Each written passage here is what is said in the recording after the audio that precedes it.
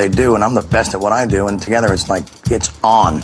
In case some of you wonder who the best is, they're up here on this plaque on the wall. You sure you're ready for this? I'm doing my best. Your best? Losers always whine about their best. Winners go home and the prom queen.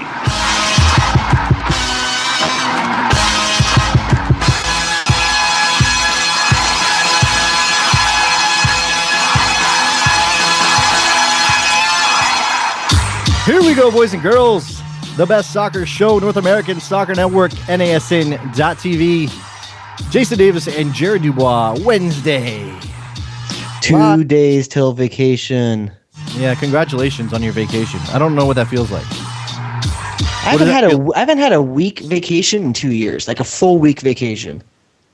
Yeah, I can't remember last time. I mean, I'm not the kind of guy that like spends a bunch of money and goes anywhere. I know you're renting a beach house and you got the Cali thing working. It's fantastic. Well, I'm just stoked because I didn't plan this on purpose, but I'm going to be off the week of the knockout rounds, semifinals. I mean, I can watch every game I want to watch. I can't tell you last time I got to watch just soccer in the middle of the week. I don't get that. I don't have that luxury at my job. I'm going to just OD. I don't. I have to monitor. I can't actually sit and watch games. So the Euros have been kind of a great thing because there's like a distraction in the middle of the day. Like I can put on headphones and listen to the calls, but I can't really watch. So I have to like surreptitiously click over and check a goal or whatever.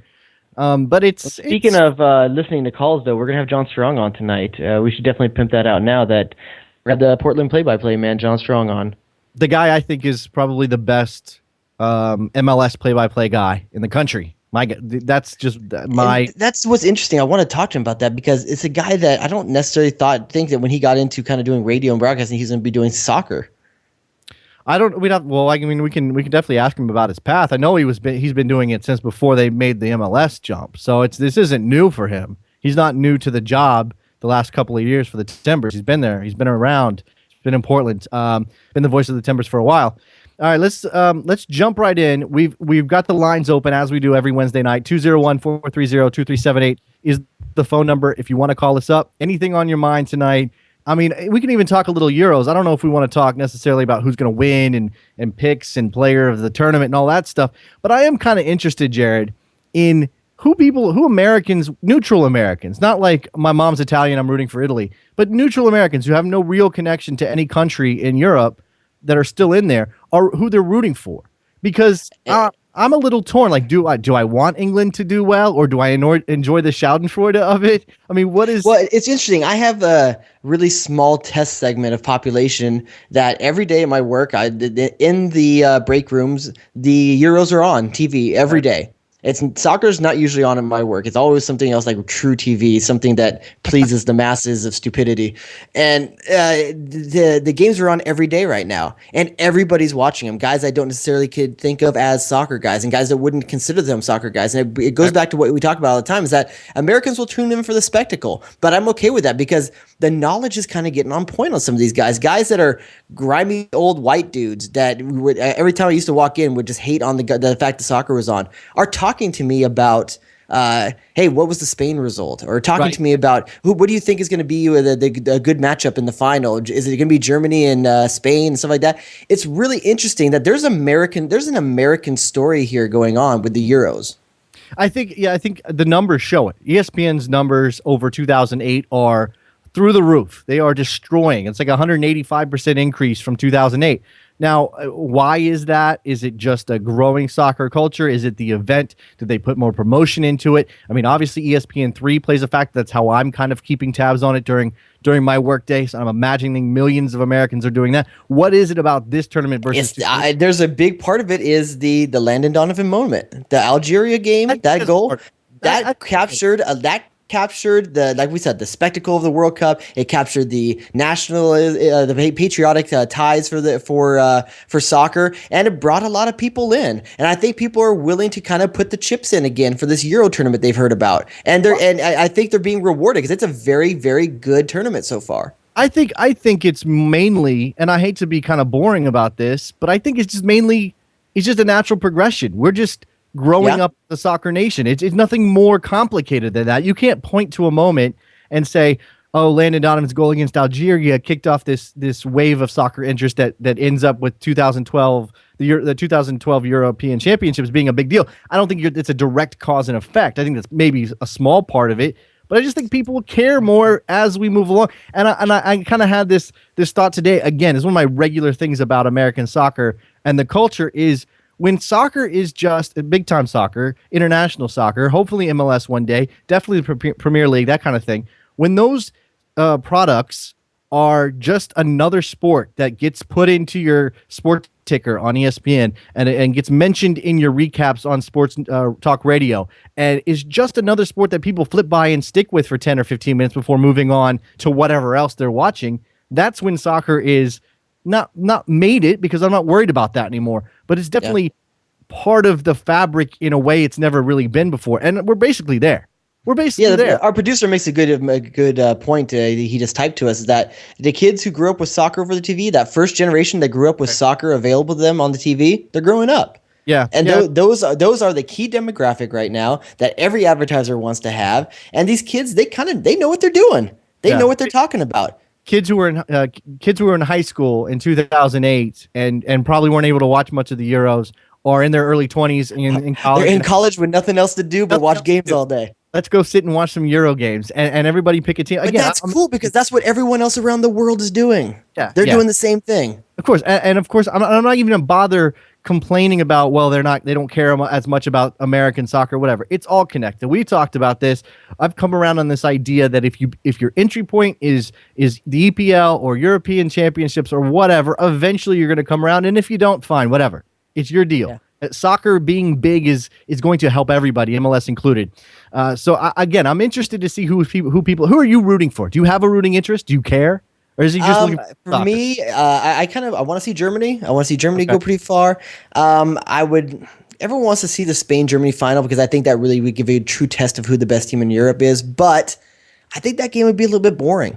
I would rather see someone, and I can't remember which side of the bracket France is on right now, but I would love to see something like a France-Germany final. I don't know if that's possible. I can't remember if they're on the same side of the bracket or not right now. Michael's on the line. What's up, Michael? Hey, guys. Donna, I'm rooting for Greece, by the way. I'm hoping they do well against Germany. You know what? I was about to say, I have no idea if you're Greek by any... I am. Okay. I am, 100%. I can see his last name, Jared, and I was going to guess Greek, but you never want to make that. Is there an Opolis at the end? No, it's Develos. But I was going to say I have a soft spot for Greece, and I don't know whether it's connected into the whole financial economic thing or not, kind of. But they're the underdog in this group more than anybody else, and I know it's partly because of the kind of soccer that they have this reputation for playing.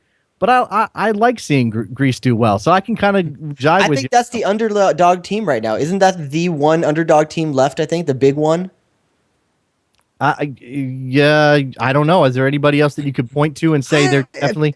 But here's the thing: like people will say someone like the Czech Republic, like someone just told us in the chat room. But what the Czech Republic doesn't have that Greece does is that lovable story of they need this as a country.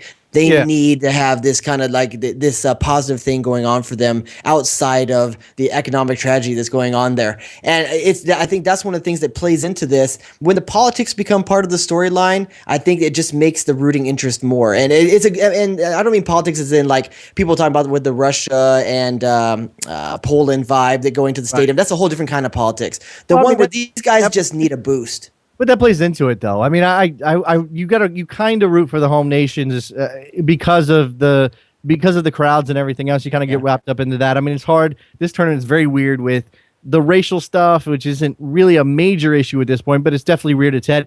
And the fact that Ukraine's got some corruption issues. They've got a former prime minister in jail, and all these things are part of the discussion. So you're definitely just pulling for Greece, Michael. That's your team.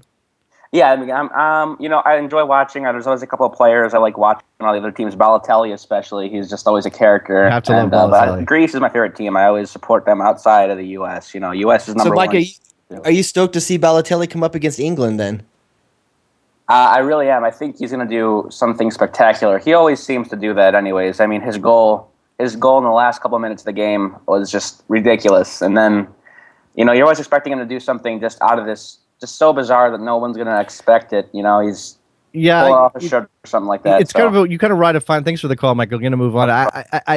You ride this fine line with Balotelli. You want him to. He's capable of the spectacular, like the goal he scored, but he's also capable of the meltdown. Do you root for the meltdown? Can you be a Balotelli fan and still root for the meltdown, because you're actually rooting for him to fail? It's the same reason that people like Chad Ochocinco and Terrell Owens, why people, they still had jobs even when they weren't that good anymore, because people want to see what's going to happen. And that's what he's got. And he's still got the skills to go bounce off with. That's why he's that one player that probably comes up every once in a generation for a national team, where they have the skill and they have this charisma about them. Like Canaglia was like that for Italy before Balotelli. He's probably the most flamboyant player since Canaglia to play for Italy. And it's just everything all in one. And it's a marketer's dream and a PR guy's nightmare.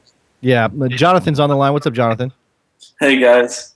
I'd like to see Italy win it all. I mean, I kind of feel like they've gone under the radar the whole tournament. You know, they used to be considered a world powerhouse, and I feel like they weren't given much respect.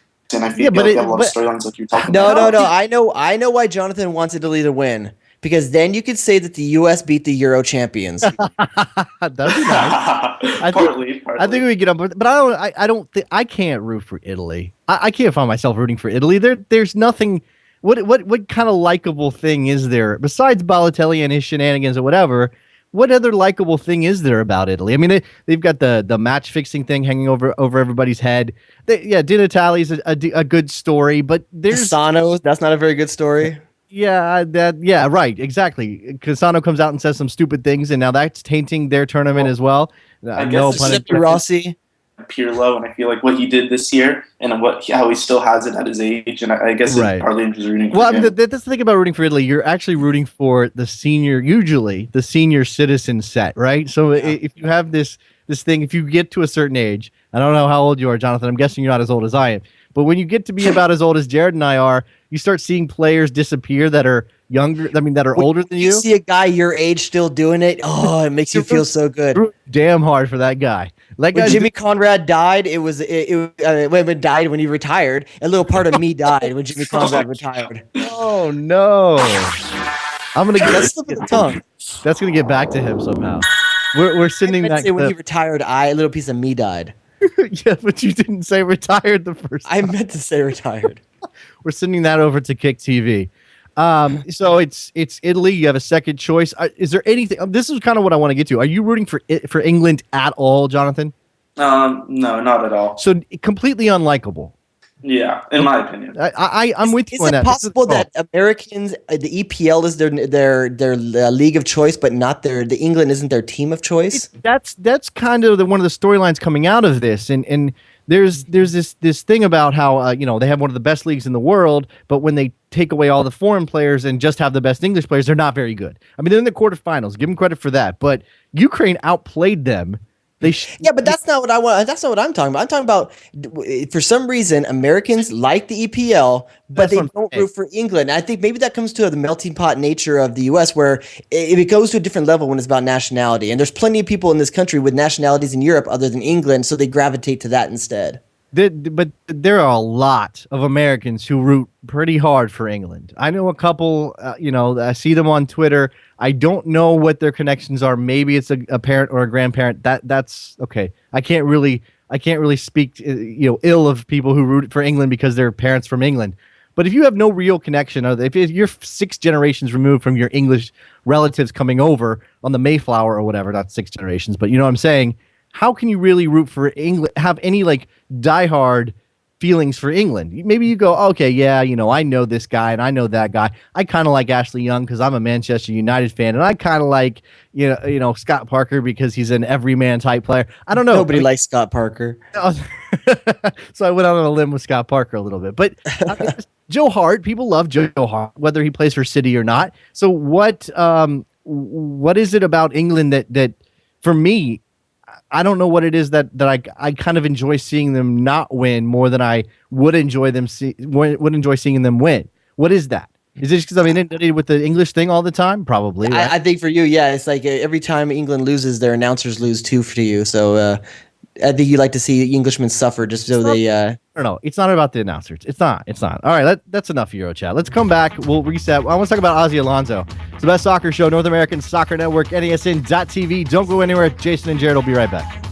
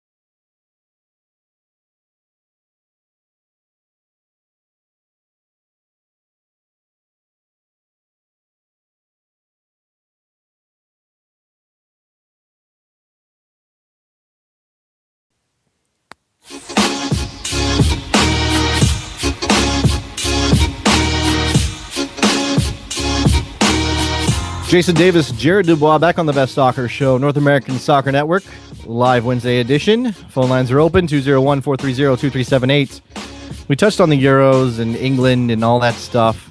One of the other storylines coming out that will affect MLS on some level, Jared, is the goal that wasn't for Ukraine, and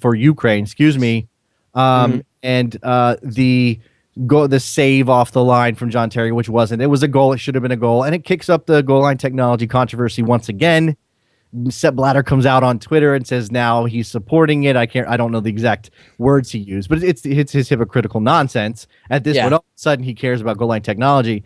I think I know why all of a sudden he does, because I think Sepp needed a couple years to somehow invest in a company that had the technology to get the contract for the goal line technology, so that way he can have a kickback somehow in the technology being in there. He was kind of taken aback the first time around. He wasn't ready. He didn't have his Halliburton set up just yet, like Cheney. Oh wow! And you know what? That's a parallel I've never really thought of. Sepp Blatter and Dick Cheney.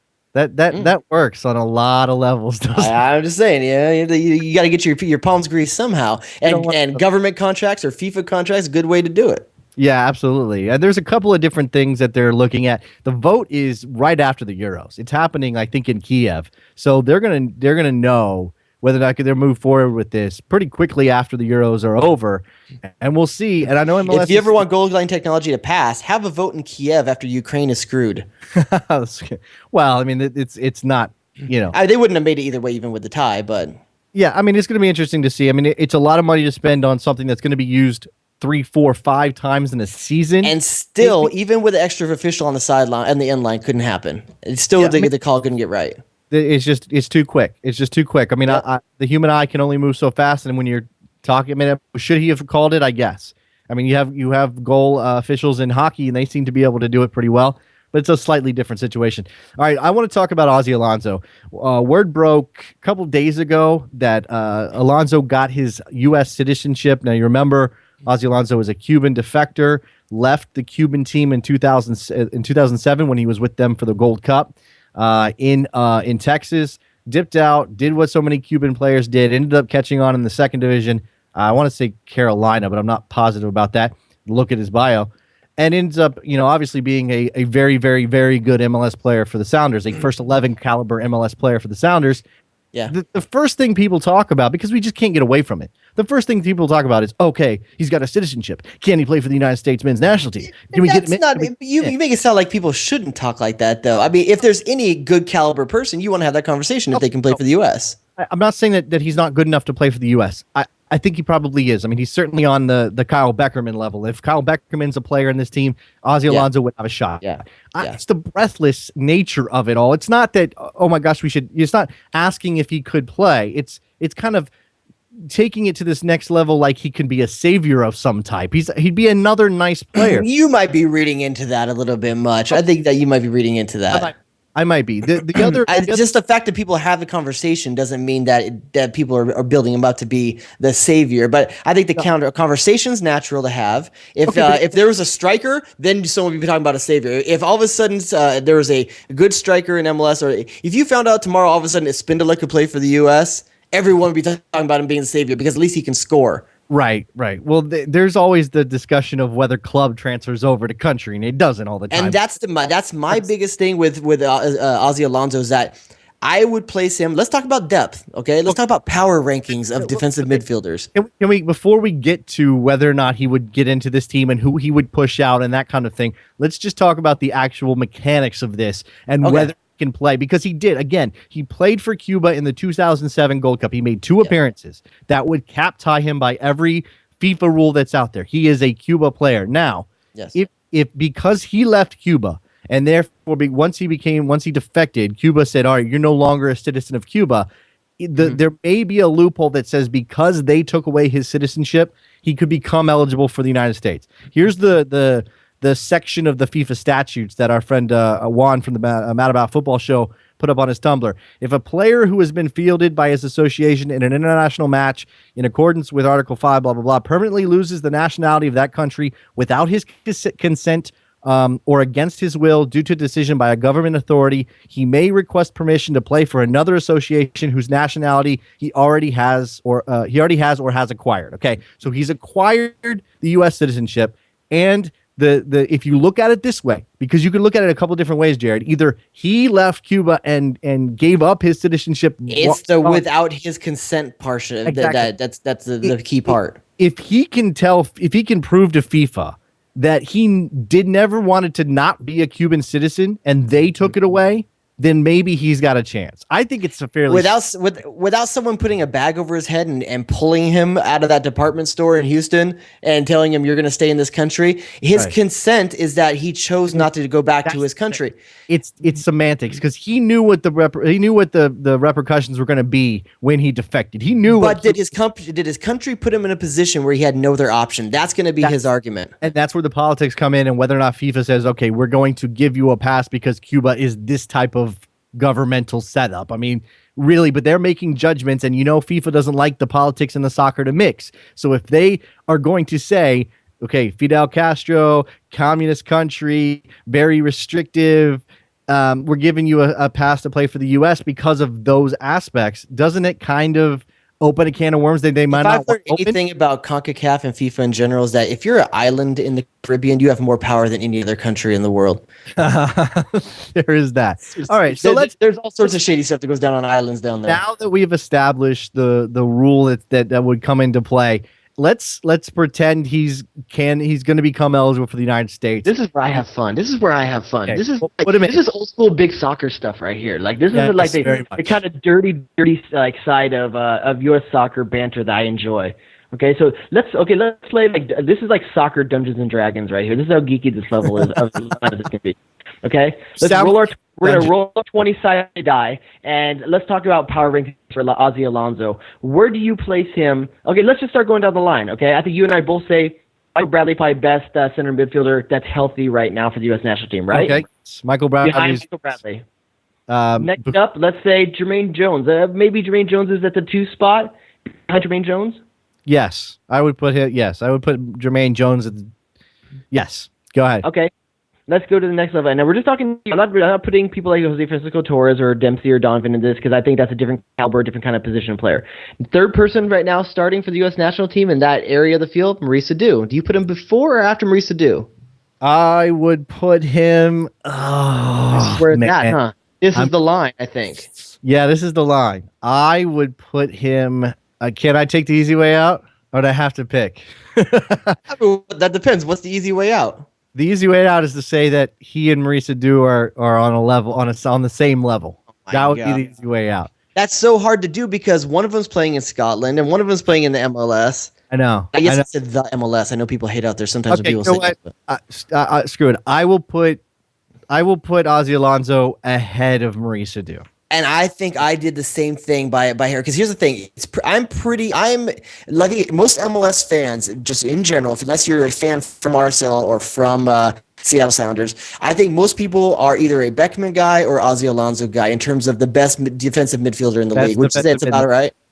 I'm an Ozzy Alonso guy. I would say so. I mean, you could when he was at his peak last year, you throw Janino in that mix, but no, probably not this year, right? Not this year. No, I don't think so.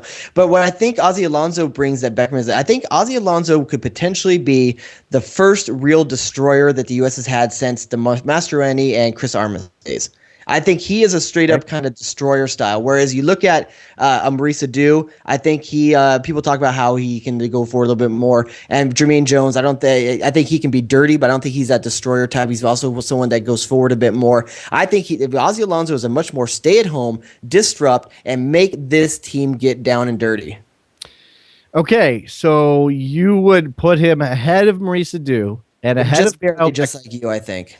And ahead of Kyle Beckerman. So you would put him into the team pretty easy. I think those three right there are pretty tight. I think that three right there is not near as much space. And that's kind of what I was getting to with the discussion about it. Would it be nice if Alonso was US eligible and could be called in? Yes, absolutely. And certainly in a pinch, or if Beckerman's not playing well, or Maurice Adu's not playing well, or he finds himself without a club for a while, because that's possible, I don't know, then yeah, it would be great to have him. And he might even get in ahead of some of those guys. I'm not going to argue against that necessarily, but is he an upgrade over any of those? The two. I'm going to say yes, and I'll tell you why, Jason. And because we're talking about Maurice Adu as the player that's on the bubble here for you and I, what Ozzy Alonso gives me is something that I feel that he's very consistent.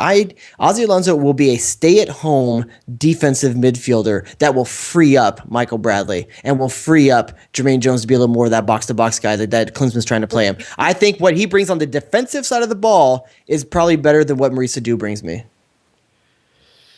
Okay, in what major aspect? I mean, what is he significant? Guy's tenacious. He's just such a good ball winner. He's an amazing tackler, reader. I mean, he open field tackles. The guy is great defensively. Okay, so he's a better tackler than Maurice Adu. I'm not going to argue that. That's probably true. What does that make up for other things Maurice Adu might do better? Is Maurice Adu a faster player? Is Maurice Adu better? I think Maurice might be faster, yeah. Is he better going forward when you need him in attack? Or is Alonso a better offensive player? I think what Alonso brings you is that you don't really care necessarily what he does bring you forward. He's that good defensively that you can free up Michael Bradley and Jermaine Jones to do more of that. Or maybe you can even get to the point where Jermaine Jones isn't as necessary defensively, and you can maybe bring in a guy like a Sasha Kleshkin or Benny Feilhaber or Stuart Holden one day. Okay, fine. But we've seen this team play with Maurice Adu as the deep-lying defensive midfielder, correct? I mean, we've seen it's been a while, but we've seen that. Okay, he's been kind of doing it the last couple of games. Okay, but Michael Bradley's been sitting deeper. We've been whining about that pretty hard. Okay, so can you honestly say that the way that they're playing now, you put Alonso in Maurice Adu's position, is Michael Bradley going to just automatically swap and move back up the field where we want? I don't know, but I feel that here's the thing. You and I don't know what's going on in the talks that Klinsman's having with Michael Bradley. We don't know if this is by design on Klinsman's part to keep Michael Bradley helping on that defensive side and maybe give him a lot of defensive responsibility, or if it's Michael Bradley gravitating to that part of the field. That's what we don't know here. So all I know is that I feel Alonso is hopefully defensively capable enough that Michael Bradley maybe wouldn't have to compensate. Now, whether or not Klinsman still would direct Michael Bradley back to that area of the field, I don't know. But I like what Alonso brings on that side of the ball. I just think this is all very subjective thinking on your part. Oh, without a doubt it is. That's why I said this is straight up D&D stuff. This is World of Warcraft kind of geekiness right here. No, it's all possible. It's just okay. You know, let's cross that bridge when we come to it. We've already established that he's going to have to ask FIFA for special dispensation in order to be US eligible. So we'll have to see if that happens. We are in the midst of a wild night of MLS action, Jared. Hot MLS action all around the country. 6 games tonight. Is that right? That's right. Your boys are in a battle with RSL. Is it really a battle? I don't know. I can't watch it right now. It's behind me. Do you want scores or should I hide that one from you? No, that's fine. I'm okay. 2-1 RSL right now. Galaxy scored? Yeah, in the 42nd is what I've got. Listen to this one. Toronto is up on Houston 3-1 in Houston. Ooh, that's that Paul Mariner bump right there. I don't have any names of scores. That's pretty amazing. Colorado up 1-0 on San Jose. I hope that there was a breakaway in that game and the announcer yelled, "Jailbreak Toronto." Oh no, that's. But see, I need like a groaner, like a groaner sound effect because that's just poor. That's just poor. All right, look, we're gonna take a break. When we come back, we're gonna have John Strong, the voice of the Portland Timbers, talk a little bit about their situation. Is John Spencer on the hot seat? Danny Mwanga trade? Jorge Plaza out the door? What's going on in Portland? Jason Davis, Jerry Dubois, Best Soccer Show, North American Soccer Network.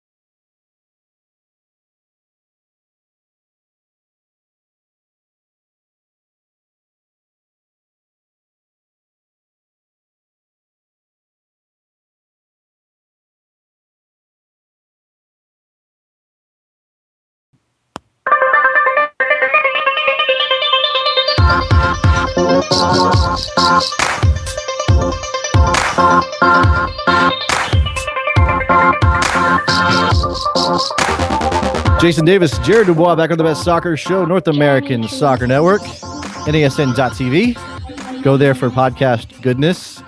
On the line with us now, the voice of the Portland Timbers, John Strong. How are you, John?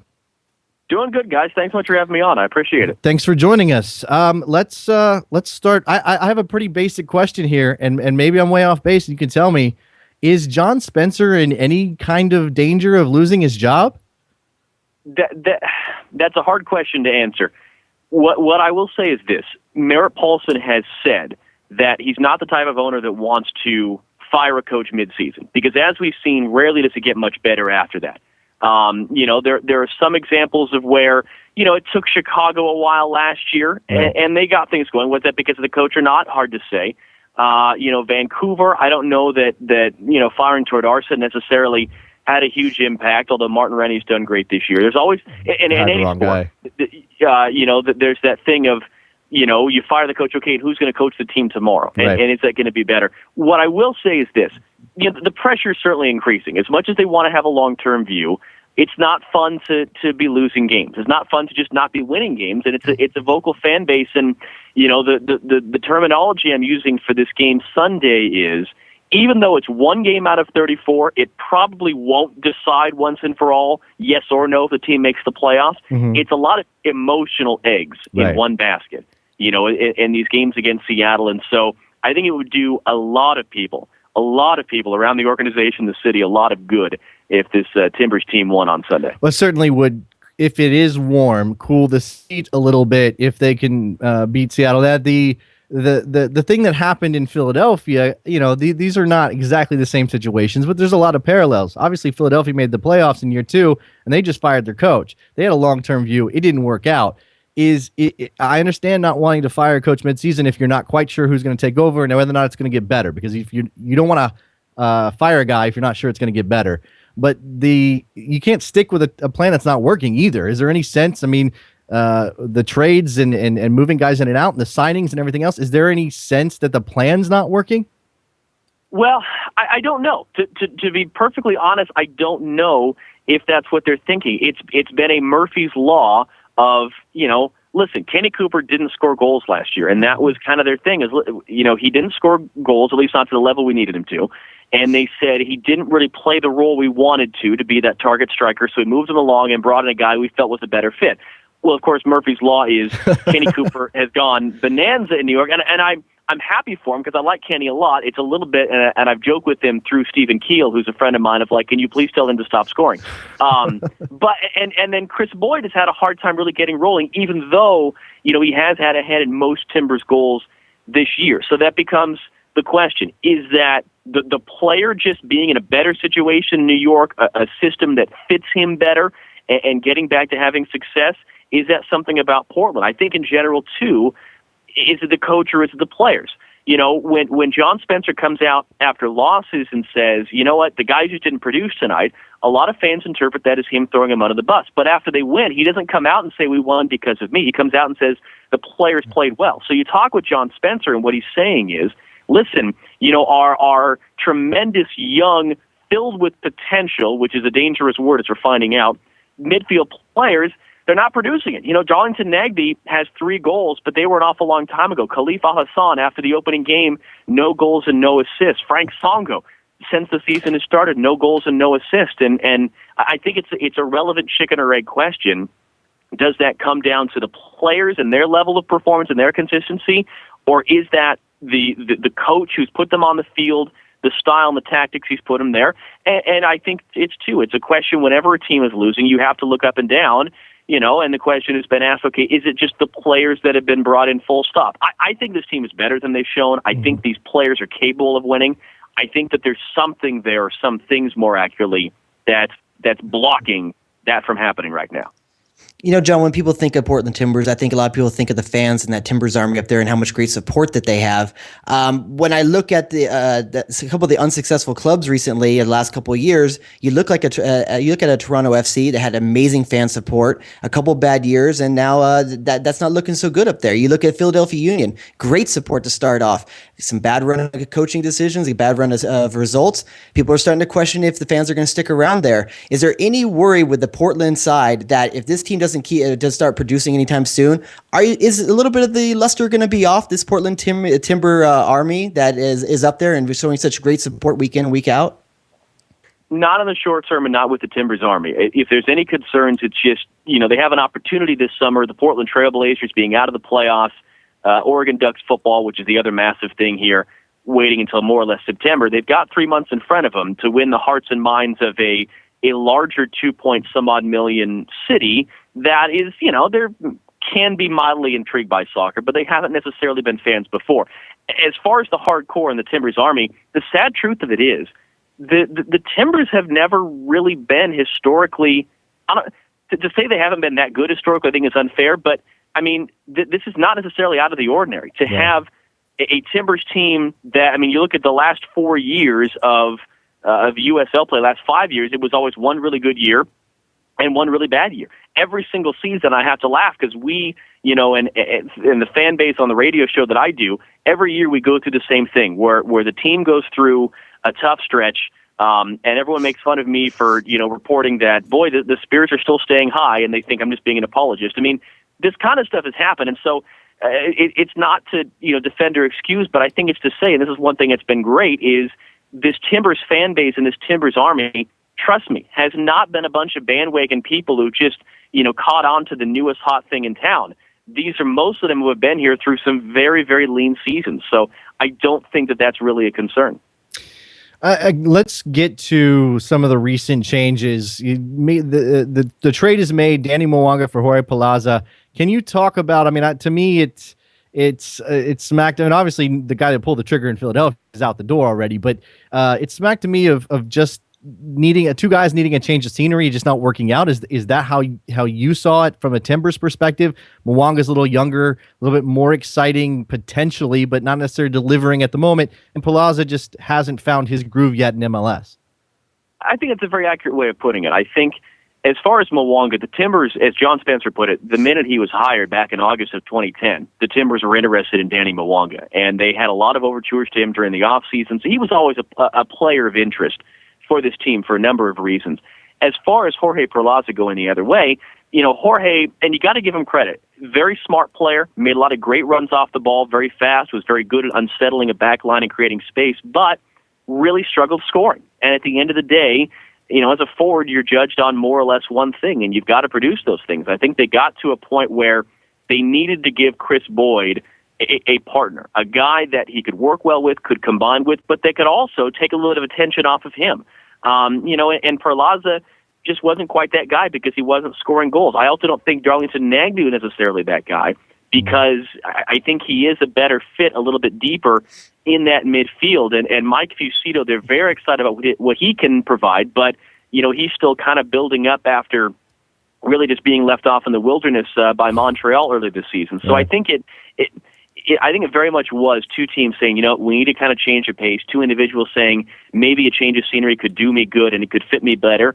And hopefully, Mwanga, given a couple games, can really get it going. And he's certainly speaking optimistically so far about how well he's fitting in with the team and with Chris Boyd specifically. You mentioned Boyd right there, and that's something I wanted to get to, is that before the season, I went on the record on a certain soccer site around here, and I said that was my pick for Golden Boot winner this year. I thought Chris Boyd was a guy that could come in here, get the job done, really some really good pieces around him, especially someone like Al Hassan, someone I've been a big fan of for about a year now.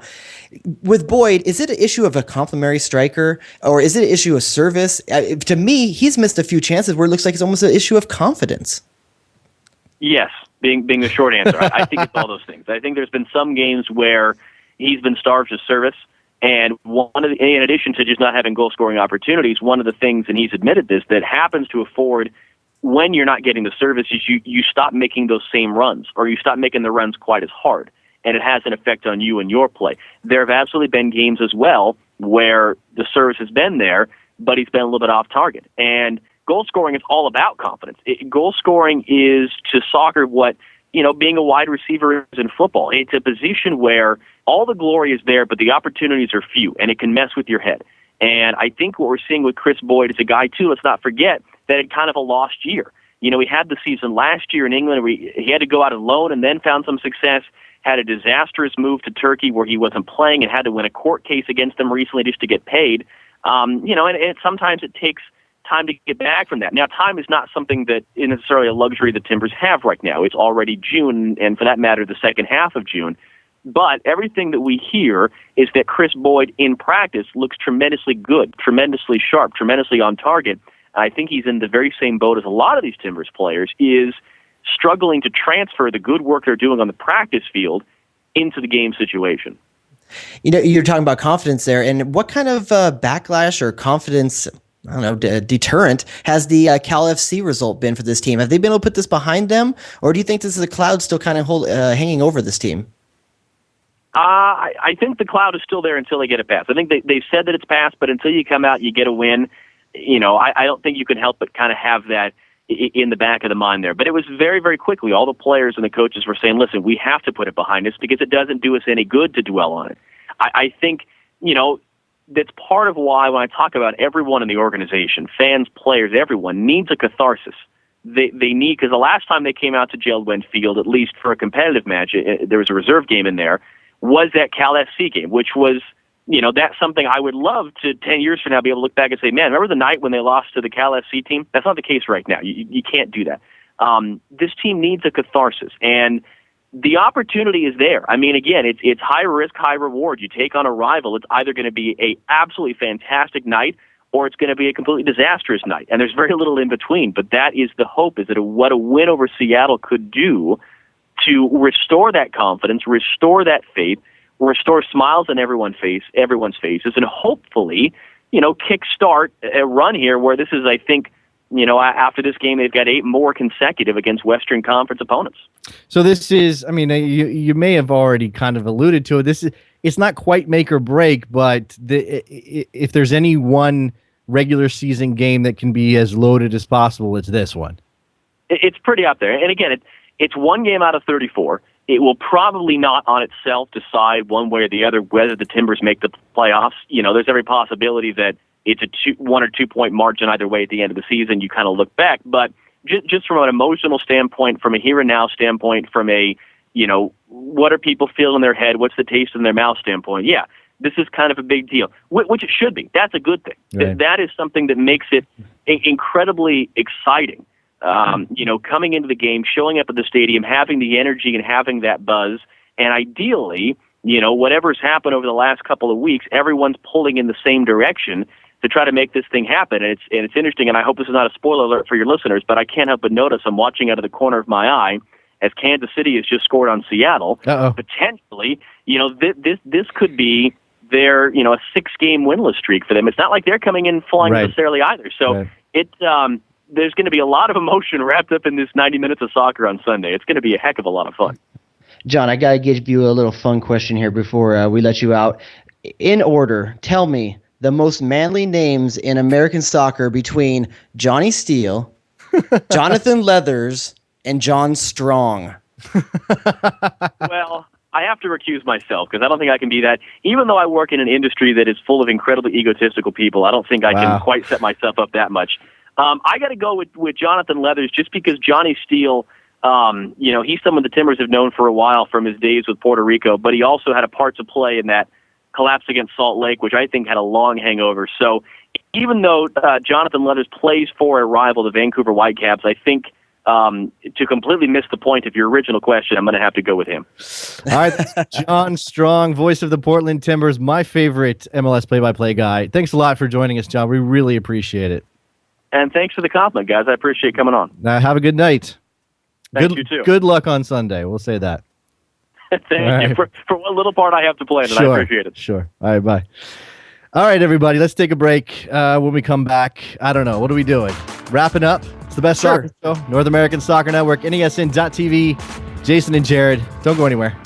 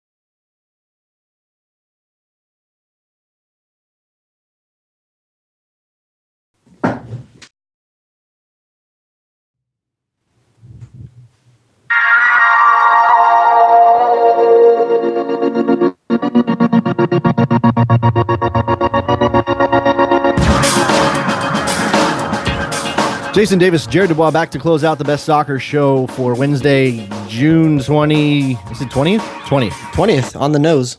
2012. 2012. I'm just saying, John Strong. That's a pretty good name. It is. It is. I thought you were going to go down the voice road. What American soccer guy has a better voice than John Strong? Not this guy. Does Glenn Davis have a better voice than John Strong? No, I think John Strong's better than that. You can do the Arlo. I don't think you can compare him to Arlo White's completely different kind of thing.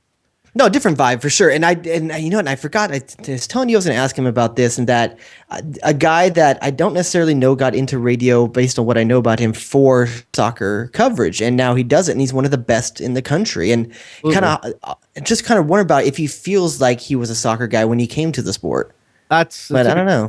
Maybe we'll get him back on and but if not, a shining example of a guy, unlike almost every other local play-by-play guy MLS teams hire, where it's their baseball guy or something like that comes and does soccer because he's under contract with the network. If that was how John Strong got into this, and I don't know if that's how, that's one of the best stories of an outcome that could possibly be. Yeah, I'm hazy on his details. I think he's been around the Timbers for a while now. Very good. Go back. I mean, if you have any doubts about John Strong's chops as a soccer play-by-play guy, go back and listen to his calls of the Nagby goals. The one against was it RSL earlier in the year? The goal of the year he scored last year. He respects the pause, and you and I have talked about that before. It's not even just that. It's a pause thing, but it's also a rhythm. It's not just like, all right, I've got to insert a pause. I've got to not talk for 20 seconds or whatever. I don't have to fill every moment with. No, it's allowing the atmosphere to speak for itself. Sure, it's atmosphere, and I'll bet you it's a little easier. I mean, not taking anything away from John Strong, a little easier to let the atmosphere speak for itself when you're calling games at Jedwin Field.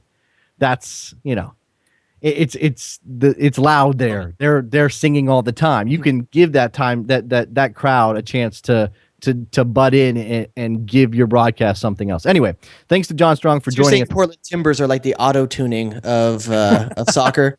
Sure, that's exactly what I'm saying. He is on Twitter, Strong MLS on Twitter. You should follow him. The scoreboard right now still looking basically where it was when we last checked, except as John mentioned, Kansas City has gone one up on Seattle. Seattle goes into that Cascadia Derby game struggling big time if they lose to Kansas City. It's going to make for an interesting atmosphere. Both pretty desperate teams. Yeah, but here's the thing, though. They just faced the LA Galaxy side that was reeling as well. I mean, terrible results for the Galaxy, and they couldn't get the job done there. Again, Portland's been a very bad team on the road. They can't seem to get anything done there. So we'll see if they can do anything against Seattle. They definitely have a good chance based on the results that Seattle's been putting up. Yeah, I just noticed that your boys climbed off the basement, so climbed out of the basement. So that's a good sign for, although they're losing 2-1 in Rio Tinto right now. If they make the playoffs, it's a success right now. 14 points in 14 games. It's not going to cut it, is it? I mean, I'm wondering there's got to be some moves coming soon for LA. This transfer window can't open up quick enough for Los Angeles Galaxy.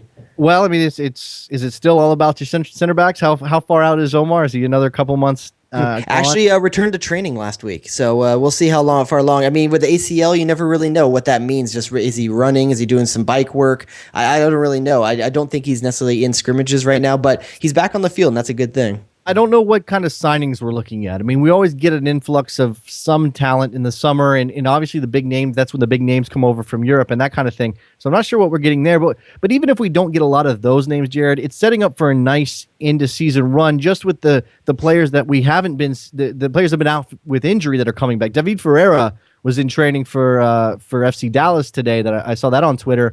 If Breck Shea is healthy, I mean, they've had a terrible season. You need them so much. You need that to click pretty quickly if they're going to have a chance at the playoffs. And then again, like I said, you're going to get some names. The name that was not really connected, but I think a lot of people were interested in, Didier Drogba, appears to be going to China because they're just going to throw truckloads of money at him. Somebody said $18 million a year. Same team as Nicholas and the Chinese soccer is a disaster, but they've got tons of cash now, so they're going to throw it at Didier Drogba. And I would love to see Didier Drogba play in MLS just because I'm a fan of him. Yeah, I would like that too, but you can't match the money. If it's quality of life. If people are coming to MLS for quality of life, not the money. No, but even if it was $3 million a year, $4 million a year, something reasonable, even if he was going to get, on a cap hit the half season cap hit for a team, it really wouldn't hamstring them. I'm still of the opinion it's better to let that guy go to China, because in the long run, it's going to serve MLS better to get younger players in, spend that money that they would have spent on Drogba's salary on their academies or on signing young players. I mean, Portland tried. It didn't work. It hasn't worked out yet with Valencia, but they tried. It depends on what your priorities are as a player. If your priority is to make some money and make some good money, China's a great resource for you.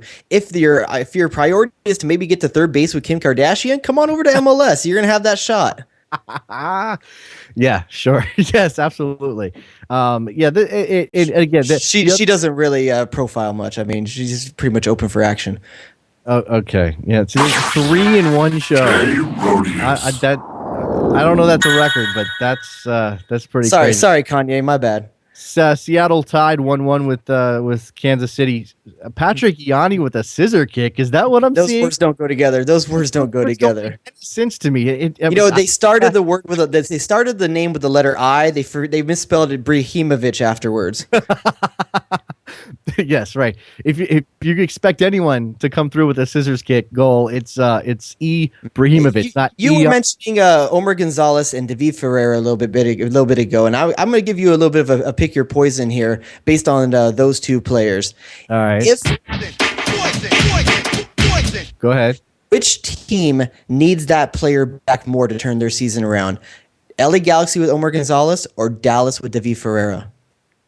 LA and Omar Gonzalez, because I think everything comes from the back with LA, and it's a domino effect throughout that team. Which, I mean, I don't know that it immediately makes them a contender or anything like that. But if they're going to get back to respectability and have a chance at the playoffs, they need that guy in the back that they can just trust. That allows Juninho to be himself. That allows Donovan not to have to work quite as hard on defense. The whole team kind of coalesces. I just think it's such a blanket, a warm blanket to have. He makes De La Garza better. He makes everybody in that team better. I mean, it's not all about Omar Gonzalez. They should be a lot better than they are even without him.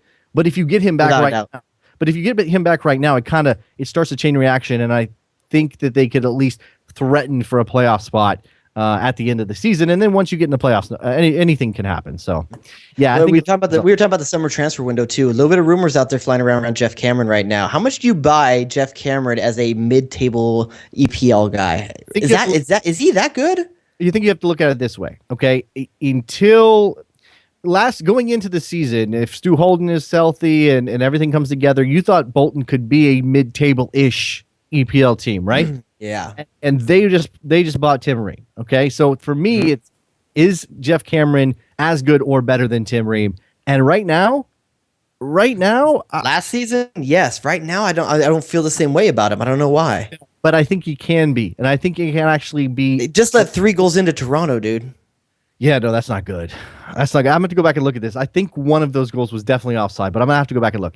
I think here's the thing about Jeff Cameron. I like his ball skills. It's the same kind of thing with Tim Ream. I like him on the ball.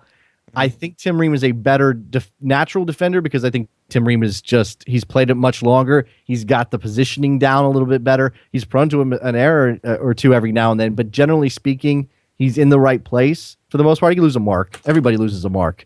Yeah. But I think Jeff Cameron is more raw in a sense. Tim Ream got to deal with Bolton based off the worst couple months that he played in MLS. Yeah. To be honest with you, I mean, he was coming off a terrible run with New York when he got that deal with Bolton. And he didn't tear it up at Bolton by any stretch, and obviously they went down. So it speaks to that he was in that team and they went down. But I think he progressed. Whether he improved dramatically, I don't know. But I think he progressed. Teams that were reported at that last game of the Texas game, I believe, was Stoke and Everton, and was one other one I believe that were reported that they're checking out Jeff Cameron. A little bit surprised at the level of someone like Everton looking at him, but they need players on a bargain. Look, scouts don't necessarily mean a lot. I mean, Brek Shea's had scouts in the States looking at him for a year plus, and it still hasn't happened. And I don't know that Brek Shea's going anywhere this summer. So there's a lot to be determined. I don't know that Jeff Cameron's definitely going. If he did, I think he could handle it. I'd be a little bit worried about playing time, especially at a club like Everton. I don't know. Davis Moyes is going to stick a fairly raw MLS player into his back line and say, let's go try to get a Europa League spot. It's just not. Hey, that new show, that movie coming out, Magic Mike, is that about Mike McGee? Might be. I don't know. Does he strip on the weekend? I hear he just scored and evened it up for LA 2-2 with RSL. That's Magic Mike right there. Maybe I don't know what his stripping skills are, but the guy's definitely got some hotness. Yeah. So RSL and LA tied 2-2. Kansas City and Seattle tied 1-1. Colorado up on San Jose. Toronto taking it to Houston, kind of surprising. And that's your scoreboard. And I think that's going to do it for tonight. Another episode of the Best Soccer Show in the books. Thanks to John Strong again. Jared, do you have any final thoughts on what else should we mention? What are you looking forward to? We'll be back on Sunday, but what are you looking forward to this weekend? Go ahead. Beach. Oh, no, that's right. What I'm looking forward to, what I have to figure out is a way to tell my wife on the first full day of our vacation that there's a triple header of soccer I have to watch on Sunday. I don't know how I'm going to work that out. That was almost as bad as trying to watch the game that was on Mother's Day. I don't know how I'm going to work this out, but I'm going to try. Yeah. So you get Euros, MLS, the whole thing. And we're going to have to find we're working on some guest hosts while Jared's on vacation, so we're not going anywhere. Best Soccer Show's not going on hiatus or anything. I'm not getting a vacation. I might as well be here working for the people, Jared. All right, come back so tan. Everybody go to iTunes and rate and review us. If you're a new listener, haven't done that yet, that helps us out a lot. Ratings, whatever you think, and just leave a quick review. That helps us. We're on Twitter, Best Soccer Show. We're on Facebook. That's a big deal too. Facebook.com/Best Soccer Show. We've got a lot of things in the works coming along for NASN. Lots of good podcasts up there now. So go check out everything at NASN.tv. Jared, what else? All we ask, if the show is free, all we ask is something free in return. Tell a friend, leave a rating, follow us on Facebook. All those things are free, and we'll keep trying to do a really good product for you. Yeah, word of mouth helps us out. All right, guys, we'll talk to you Monday. I'll talk to you Monday. Jared will be getting burned, I'm hoping.